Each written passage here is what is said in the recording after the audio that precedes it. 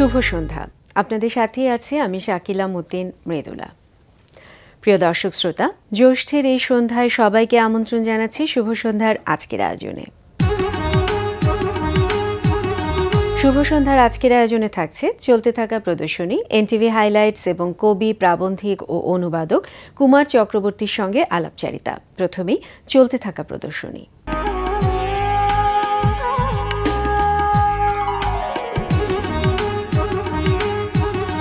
জানিয়ে দিচ্ছি ঢাকার বিভিন্ন গ্যালারিতে চলতে থাকা চিত্রকলা প্রদর্শনীর সময়সূচি।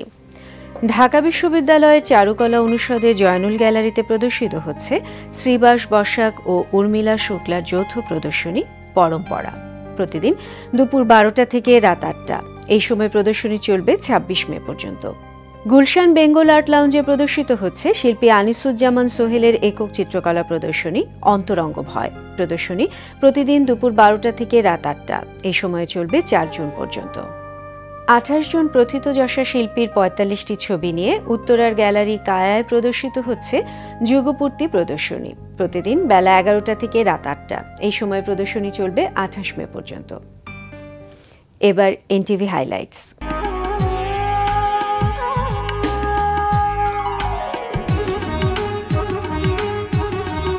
এবার জানিয়ে দিচ্ছি কি কি থাকছে এনটিভির রাতের অনুষ্ঠানমালায়।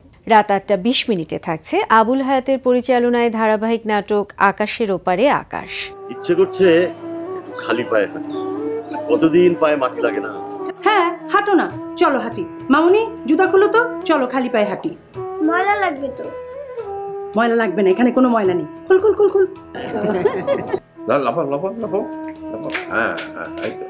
রাত 9টায় দেখবেন আলফ্রেড খোকনের প্রযোজনায় ফারহা শারমিনের উপস্থাপনায় সঙ্গীতানুষ্ঠান তারায় তারায় রচিত কিশোর কৃষ্ণ দোলে বৃন্দাবনে থি সৌদামিনী রাধিকা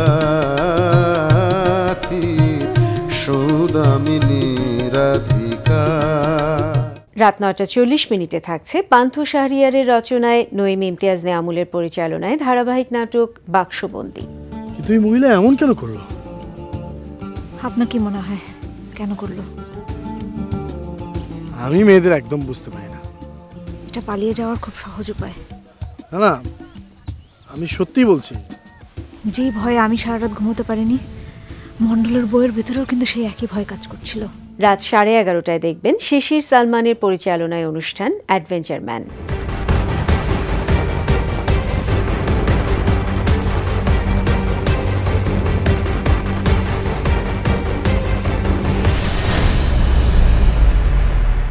রাত 12:10 রয়েছে টক শো এই সময়।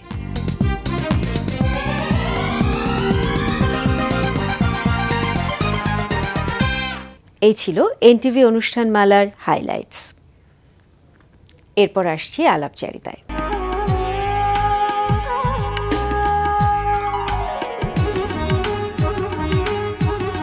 আগামী 25 মে জাতীয় কবি কাজী নজরুল ইসলামের জন্মবার্ষিকী। প্রিয় দর্শক, এ বিষয়ে কথা বলতে আমাদের সঙ্গে আছেন কবি, প্রাবন্ধিক, অনুবাদক কুমার চক্রবর্তী। চলুন কথা বলি তার সঙ্গে।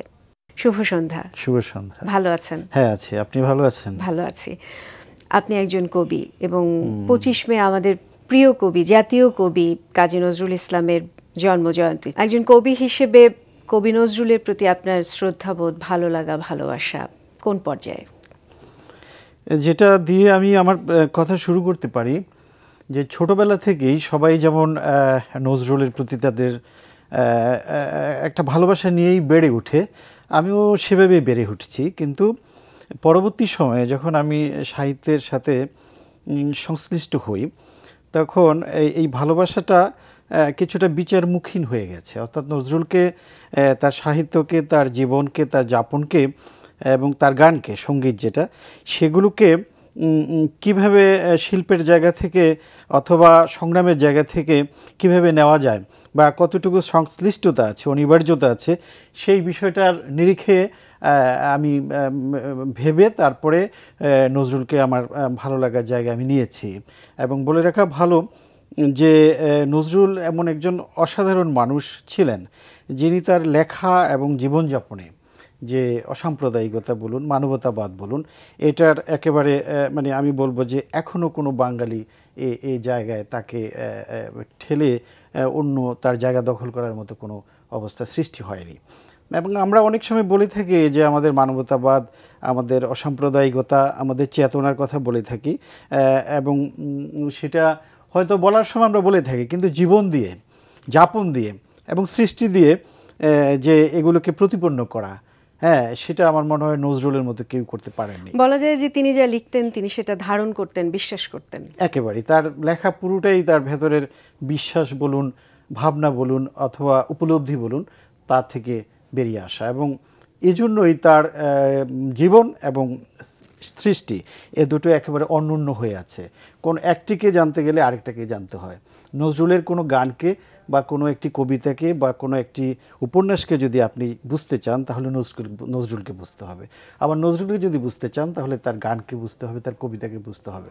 অর্থাৎ পুরো সময়টা তার সময়ের, এই সময়টাকে যদি আপনি বুঝতে চান তাহলেও কিন্তু আপনি নজরুলকে বুঝতে হবে, অথবা নজরুলকে বুঝতে গেলে ওই সময়টাকে বুঝতে হবে। এইভাবে তিনি প্রাসঙ্গিক, এবং প্রসঙ্গ তো পাল্টায়। আমরা সাহিত্যের ক্ষেত্রে বলুন বা শিল্পের ক্ষেত্রে বলুন, প্রাসঙ্গিকতা মাঝে মাঝে নতুনভাবে আবির্ভূত হয়।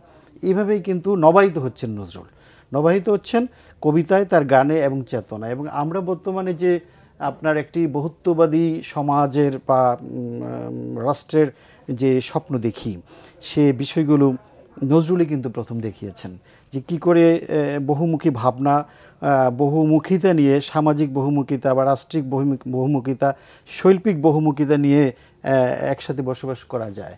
এই জাতীয় একটি স্বপ্ন বলুন বা ভিশন বলুন, সেটা কিন্তু নজরুল প্রথম দেখিয়েছেন, এবং তার দেখাটা যে অসাধারণ এখনও আমরা উপলব্ধি করছি, এখানেই তার, আমার বলবো যে তার মাহাত্ম্য নিহিত রয়েছে, সেখানেই তার সার্থকতা। নিশ্চয়ই, একেবারে। আপনার কাছে কি মনে হয় যে তার জীবনযাপন এবং তার শিল্প সাহিত্য দুটোকে প্রভাবিত করেছে, না একটি আরেকটিকে প্রভাবিত করেছে? আমি বলবো দুটোকে প্রভাবিত করেছে। আপনি দেখবেন যে লেখালেখি বা সাহিত্যের ক্ষেত্রে অনেক সময় জীবনযাপন একদিকে থাকে, তার সৃষ্টি একদিকে থাকে। কিন্তু পৃথিবীতে কিছু সংখ্যক প্রতিভাবান লেখক রয়েছেন বা সাহিত্যিক রয়েছেন, যাদেরকে বুঝতে গেলে, তাদের লেখাকে বুঝতে গেলে জীবনকে বুঝতে হয়, এবং জীবনকে বুঝতে গেলে লেখাকে বুঝতে হয়। এবং নজরুলের ক্ষেত্রে সেটাই হয়েছে, মানে আপনার জীবন একেবারে ঢুকে গেছে, প্রবিষ্ট হয়ে গেছে লেখায়, আবার লেখাটাও কিন্তু তার আপনার জীবনে অনুপ্রবিষ্ট।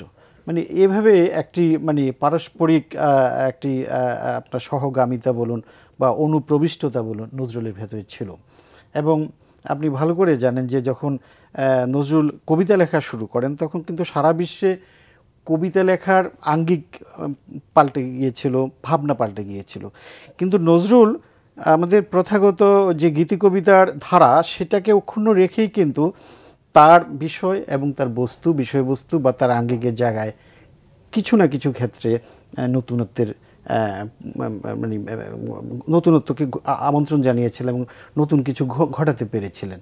তো এই প্রাসঙ্গিকতাগুলো নজরুলের রয়ে যায়, এবং গানের ক্ষেত্রে বড় মাত্রায় প্রাসঙ্গিকতা আছে, আপনি নিশ্চয়ই জানেন। এবং সবচেয়ে বড় কথা হচ্ছে নজরুলের জীবনেই একটি কবিতা, জীবনে একটি দ্রোহ, যেটা সবসময় আমরা বাঙালি চেতনাকে, বাঙালি যতদিন থাকবে আমাদের জন্য একেবারে আবশ্যক একটি বিষয় হয়ে থাকবে। আমরা অনেকেই বলি যে আমরা হতাশ, এখন আমাদের অনেক দুঃখ, সে কারণে আমরা নষ্ট হচ্ছি, পথভ্রষ্ট হচ্ছি। কিন্তু নজরুল কিন্তু উদাহরণ, যে তিনি তার দুঃখটাকে কিভাবে সাবলীলভাবে সৃষ্টিশীল পথে কাজে লাগিয়েছেন। একেবারে মানে মহৎ যারা শিল্পী, তারা কিন্তু ব্যক্তিগত দুঃখকে শৈল্পিক সৌন্দর্যে আসলে পরিণত করেন, যেটা নজরুলের ক্ষেত্রেও দেখা গেছে, অন্য অনেকের ক্ষেত্রেও দেখা গেছে। এবং নজরুলের ব্যক্তিগত দুঃখের তো আমরা জানি যে অনেক অসাধারণ দুঃখ এবং তার বেদনা যে ছিলেন তিনি বহন করতেন, সেটাকে কিন্তু তিনি অনেক সময় গোপন করে সেটাকে আপনার তার গানে, তার কবিতায় বা আমরা যেটাকে বলি সাহিত্যে পরিণত করেছেন। যেভাবে আপনি দেখবেন যে একটি ঝিনুক কিন্তু তার দুঃখকে মুক্তায় পরিণত করে, অর্থাৎ ঝিনুকের যে মুক্ত হয়ে ওঠা, সেটার পেছনে কিন্তু বেদনা আছে। কোনো একটা বহির্বস্তু ঝিনুকের ভেতরে ঢুকে যায়, ঝিনুক সেটাকেই গ্রহণ করে মুক্তায় পরিণত করে। এটার মধ্যে একটা শিল্পের বা শিল্পীর একটা ট্র্যাজেডি নিহিত রয়েছে। তো নজরুলের ক্ষেত্রেও কিন্তু আমরা সেটা দেখতে পাই। এবং আপনি যেটা বলেছেন একেবারেই যথার্থ, যে নিজের বেদনাকে কী করে সৌন্দর্যে পরিণত করতে হয়, অনুভূতিকে সৌন্দর্যে পরিণত করতে হয়, উপলব্ধিকে সৌন্দর্যে পরিণত করতে হয়। নজরুলের ক্ষেত্রে সেটার প্রবণতা এবং তার আকাঙ্ক্ষাও সেদিকে পরিচালিত হয়েছিল। এবারে আপনার সাহিত্য প্রসঙ্গে আসি। আপনি নিয়মিত লিখছেন বহু বছর ধরে, একাধারে কবিতা লিখছেন, প্রবন্ধ লিখছেন। কোনটা লিখতে বেশি ভালো লাগে? আমি আসলে ভালো দুটোই, বিভিন্ন ক্ষেত্রে আমি মানে বিভিন্ন সময়ে বিভিন্নটা লিখে থাকি। কবিতা যখন লিখি, কবিতা লেখার ভালো লাগা সেটা একরকম, আবার প্রবন্ধ যখন লিখি তখন সেটারও ভালো লাগা বা ভাবনা ভিন্ন রকম হয়ে দাঁড়ায়। এবং দুটোর ভেতরে আসলে একটা ঝুলন্ত ব্রিজ আছে, যেখানে আমি মনে করি যে আমার প্রবন্ধ বা অন্য ধরনের লেখা কবিতার কাছে যায়, কবিতাগুলো প্রবন্ধে অনেক সময় যায়, পরস্পরগামিতা রয়েছে। তো এই জন্য যখন একটু শ্রম করতে ইচ্ছে করে তখন প্রবন্ধের দিকে যাই, অথবা যে ভাবনাগুলোকে আমি মনে করি যে গদ্যে পরিণত করার দরকার, হ্যাঁ, আমার নিজস্ব ভাবনা হতে পারে বা অন্যের ভাবনাকে আমার মতো আমি কীভাবে দেখছি, জগৎকে কীভাবে দেখছি, এবং জগতের যে আমার যে পর্যবেক্ষণ সেটা কীভাবে বের হচ্ছে। জগৎ এমন একটি জিনিস যেটা আপনি যখন গ্রহণ করছেন তা কিন্তু আপনার ভেতরে এক জাতীয় পরিবর্তন ঘটায়, অথবা বস্তু বিশ্বও কিন্তু পরিবর্তিত হয়ে আপনি আপনার মাধ্যমে বেরিয়ে যাচ্ছে। তো এই ভাবনাগুলো থেকে কবিতাও লিখছি, আপনার প্রবন্ধও লিখছি বা অন্য ধরনের গদ্যচর্চাও করছি। এবং যখন এ দুটোর বাইরেও কিন্তু আমি কিছু অনুবাদের কাজ করছি। এবং আপনি হয়তো জানবেন বা না জানা থাকলে আপনার জ্ঞাতার্থে বলছি যে এই বই মেলায় যেটা চলে গেল, সেখানে আমার ফের্নান্দো পেসোয়া, একজন পর্তুগিজ আধুনিকবাদী কবি, তার উপরে একটা কাজ করেছি। সেটা এসেছে কথা প্রকাশ থেকে বেরিয়েছে। আর একটি গদ্যের বই বেরিয়েছে যেটা অনেকটা অন্তর্গত গদ্য। নজরুলের জন্মজয়ন্তী উপলক্ষে, এবং আমরা জানি যে আপনি নজরুল সঙ্গীত ভালোবাসেন এবং গান শখের বসে, একটু যদি শোনান তার প্রতি শ্রদ্ধা জানিয়ে। আসলে আমরা তো সেভাবে আমি তো সেভাবে চর্চা করি না, তবু যেহেতু আপনি অনুরোধ করেছেন, আমি হয়তো নজরুলের প্রতি ভালোবাসা থেকে আমি দুটো লাইন আপনাকে সবার জন্য শোনাচ্ছি। মনে পড়ে আজ সে কোন জনমী, বিদায় সন্ধ্যা বেলা, তুমি দাঁড়ায়ে রহিলে এপারে, আমি ওপারে ভাসানু ভেলা। মনে